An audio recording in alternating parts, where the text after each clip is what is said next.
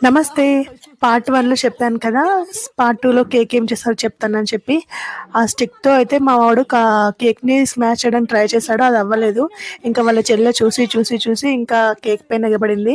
వీడిలా కొడతా ఉంటే మా చిన్నల్లుడు పాపం బెదిరిపోయాడు. ఏడుస్తున్నాడు. ఇంకా వాడు ఏడ్చేసరికి మా అమ్మ ఎత్తుకొని పక్కకెళ్ళిపోయింది. ఇంకా మా కోడలు చూసారా? ఆ కేక్ మీద మొత్తం వచ్చేసి కేక్ నోట్లో పెట్టుకుంది. అట్లా పెట్టుకునేసరికి వాడు ఏడుస్తున్నాడు. వాళ్ళ చెల్లెనే కదా! ఊరుకోవచ్చు కదా! లేదు పెట్టుకోవద్దు అని చేసిమని ఏడ్చాడు. తర్వాత సైలెంట్‌గా ఉన్నాడు మేమందరం చెప్పేసరికి.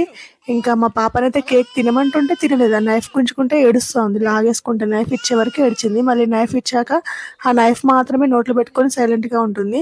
మా కోడలు మాత్రం అలా కాదు. ఆ కేక్ చూసేసి ఆ కేక్ పైన మొత్తం ఎగబడేసి నోట్లో పెట్టేసుకుంది. కేక్ పీస్ మొత్తం ఇట్లా నోట్లో పెట్టేసుకొని భలే ఎంజాయ్ చేస్తూ కేక్ తింది తను. భలే అనిపించింది. ఈ ప్రీ బర్త్‌డేకి కేక్ స్మాష్ పెడితే మా కోడలైతే మంచిగా చేస్తదనిపించింది. Thanks for watching. Please subscribe.